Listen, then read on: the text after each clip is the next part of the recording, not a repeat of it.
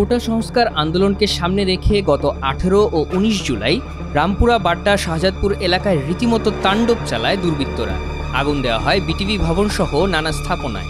এখনও রাস্তায় দেখা মেলে নাশকতার চিহ্নের। সেই স্মৃতি এখনো দুঃস্বপ্ন এলাকাবাসীর কাছে।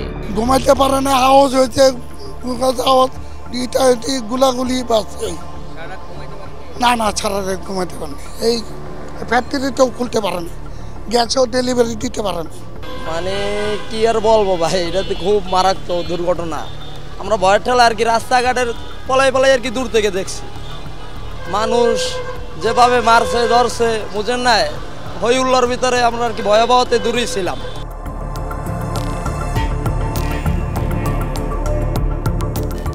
রাজধানীর মিরপুর 10 নম্বরের গোলচত্বরের কাছে 25 বছর ধরে বই বিক্রি করছে সবুজ।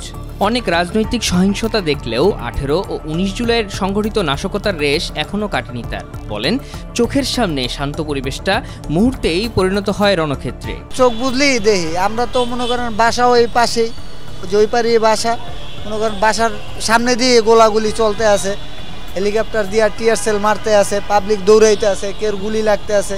ওই শুক্রবার দিন বিকালবেলা ওই গলিতে ছিলাম, দোকান দেখার জন্য আসছিলাম, তো ভিড় দেখে আসি নাই। আমি তো দেখে খালি দোকানটা আসিনি, আর আল্লাহর কাছে থুয়ে গেছি। এই যে উপরে আগুন ধরাইছে, সব পড়ছে নিচে, অনেক বই টই ট্রেপাল মেপাল পুইরা মুইরা গেছে। ফায়ার সার্ভিস পাশে ছিল দেখে রক্ষা, পানি পুনি দিয়ে আর কি নিবাইছে।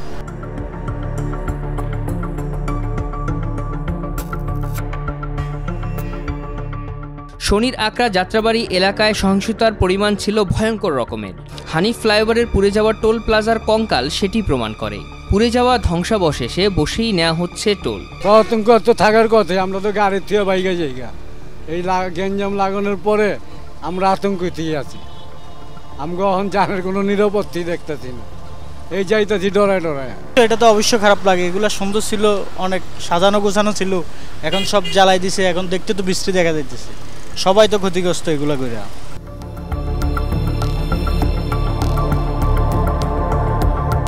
আয় রোজগারে বেশ ভাটা পড়েছে, তবুও আতঙ্কের রেশ কাটিয়ে আবারও ঘুরে দাঁড়ানোর প্রত্যয় খেটে খাওয়া মানুষগুলোর।